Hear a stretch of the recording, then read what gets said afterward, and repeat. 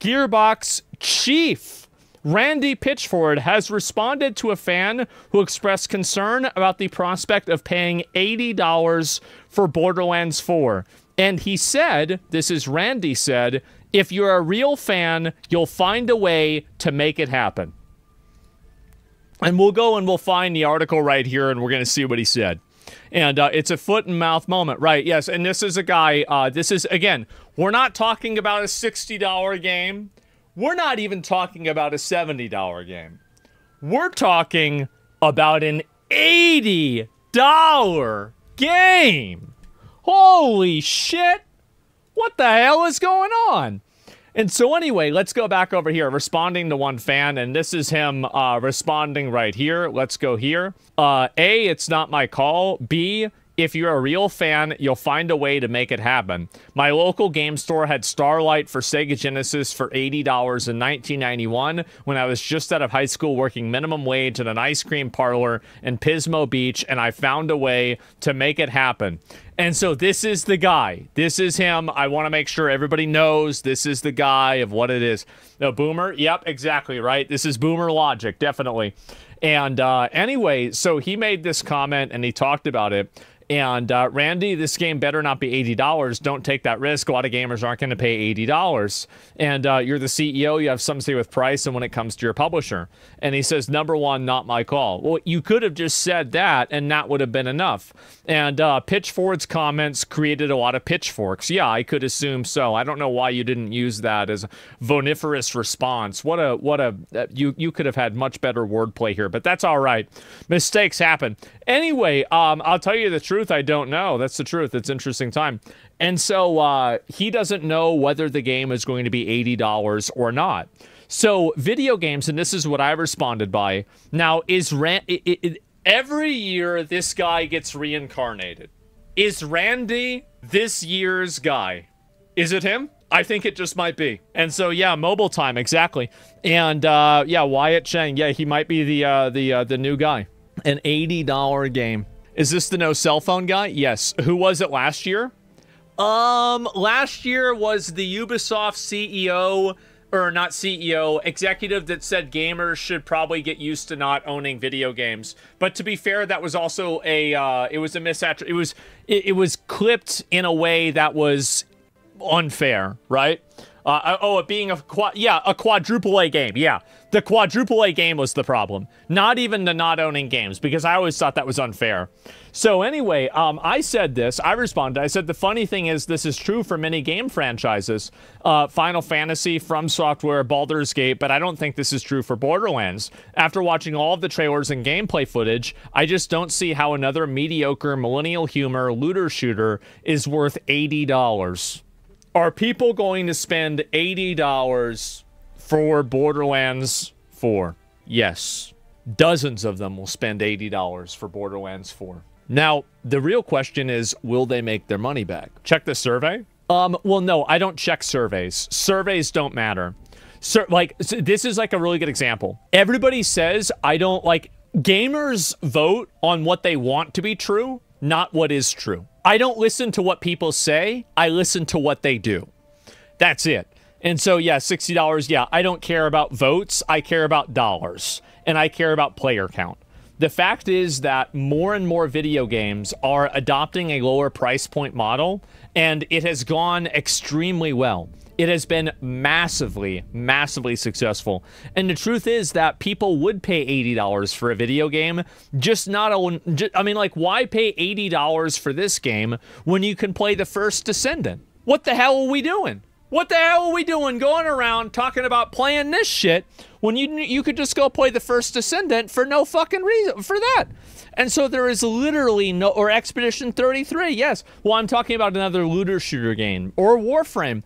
Yes, and so this guy is going out and saying it is an $80 game and you're going to make it happen. People will make it happen. If you're a real fan, you'll make a way to make it happen. The problem is that these games aren't good enough for people to do that. This seems like a toxic answer. No, it's a true answer. And Randy is right in a way, but he's wrong in thinking that his game is going to garner that level of popularity. It's just not going to happen. It is toxic, to be honest. Yeah, I don't really care. I mean, like, I don't think it's a big deal to say this, but, like, I'm going to buy it at $20 when it's on sale in 6 months. So that's bold for you to assume that they're going to sell it for full price for an entire... But anyway, Borderlands was niche, so it's going to flop. Well, the game, I think, is probably going to do relatively well. I think Borderlands 4 is probably going to have a Doom the Dark Ages level success, where it's relatively successful, a decent amount of people play the game, but it's not a massive hit, and it's not a breakout success. It's going to be just kind of like another day. That's kind of what I am assuming more than anything. That's what I'm assuming. It'll be better in Borderlands 3. But what's this here? Borderlands 3 sold 22 million copies with all the negativity at launch. I don't think it matters much for this series. So what you don't understand is the stacking debuff of how controversies and negative feedback and criticism affect a game down the road. So, like, what happens is that a game gets a lot of negative controversy and negative criticism, and then that happens to it enough, and before you know it, now nobody cares about the game anymore. And that's the issue that happens with a lot of these studios, is that immediately it doesn't have an effect. And, like, for example, like, look at Shadowlands. So Battle for Azeroth was a pretty shitty expansion in a lot of ways. And because of that, Shadowlands, I think people were frustrated, but they still bought Shadowlands. Shadowlands was more of the same for Battle for Azeroth, and because of that, Dragonflight was a flop. And so what happens is that there's a ripple effect of bad releases that are not observed immediately, but they're observed over time. And so WowBrain, no, I've shown this before. Listen, I can show this with PoE releases. I can show this with, let me think, besides that, look at Lords of the Fallen, for example, right? Like, they massively improved the game, but because the game wasn't good on launch, then people will not come back and play it and try it again because they've already made their decision. That ripple has already happened, and think about how hard, like, look at Assassin's Creed. That's another great example. So, Ubisoft... I bet Star Wars Outlaws was not an awfully, like a terribly badly selling game. But the problem is that Star Wars Outlaws negatively impacted Assassin's Creed Shadows because it created a pattern of behavior of mediocre products. And so same with X-Defiant was. So after bad video games come out, bad video games set the stage and set the tone for future bad video games. It kind of happened with Cyberpunk. Yes, well, there are games that bounce back, and that's true, but can we all agree that these are the vast minority? And also, it's not like when Cyberpunk 2, like the Phantom Liberty came out, and the 2.0 update came out, nobody was looking at the 2.0 update the same way that they're looking at Borderlands 4. Like, let's be honest here. Borderlands 4 is just another, it seems like, generic looter-shooter game. There's nothing crazy or amazing about this game. This isn't revolutionizing anything. It's not some insane, high-quality game. It's just going to be another looter-shooter game. It's going to be fine, right? It'll be probably your average 6 to 8 out of 10, depending on what your interests are. Maybe a 5 if you really don't like the genre. And that's going to be about it. And so Cyberpunk's issues will affect The Witcher 4 for sure. Yeah, and I do think that there will be people that will be apprehensive about buying The Witcher 4 on release because of the release of Cyberpunk. And I think this does definitely happen.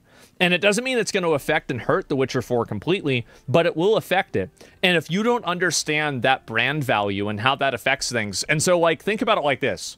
Let's take a step back and let's think about something, because we're talking about abstractions. Let's talk about let's talk about your personal experiences. Have you ever had times where a streamer that you were watching had a few bad streams and then you stopped watching them? It's not like you watch somebody, they have one bad stream, and then you just decide, oh, I'm done with this person. Usually that's something that takes time, and over that time, then you decide that you're no longer interested, right? No, I ain't a bitch. Yeah, exactly. And so TV shows are the same way. And so it's usually not one flop, but it's multiple flops. And so, like, I remember Chance, Soda Poppin', said that you're only as good as your last 2 streams.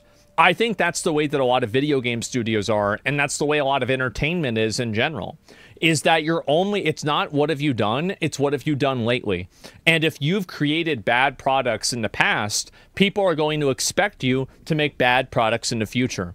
And so if you don't have a very good reputation, Borderlands 3, let me guess, was Borderlands 2 popular? Extremely. So Borderlands 3 also sold extremely well, logically, right? Borderlands 3 probably wasn't as popular as Borderlands 2, maybe. And so is that accurate? 3 was great. Was 3 also good? I don't know. And so, yeah, think about like Halo. I think Halo is a great example. Like Halo probably has gone downhill every installment of Halo. And I think that's it. 3 was woke slop. 3 was ass. 3 was bad. A lot of people don't really like 3. And so that's the way that video games work, is that it's not about one bad patch or one bad game. It's about multiple bad games and the ripple effect of that behavior. That's what happens. And that's the issue. And this is what I think Randy doesn't understand, is that he is coming into a market that right now in 1991, whenever he bought, whatever video game he's talking about, that doesn't matter because there was only 7 other video games on the market. Now there's 7,000 other video games on the market. And so you're competing in a market that's much more challenging, and you have to deliver a product that's much higher quality. And if you can't deliver that product that's higher quality, and you can't compete in that market, then you lose. That's all there is to it. So it's compounding. Yes, it's compounding. And streamers have this happen too.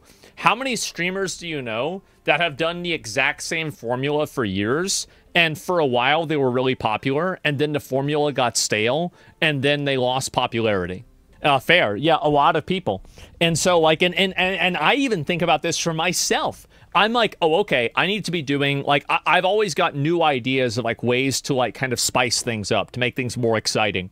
That way people can, like have something new to look at, something new to watch, etc. And that's what matters the most. Bro, we only watch you. That's actually true. A lot of my viewers do only watch me. Like, I don't, like, I have some overlap with other people. Of course I do. But with most people, I do not.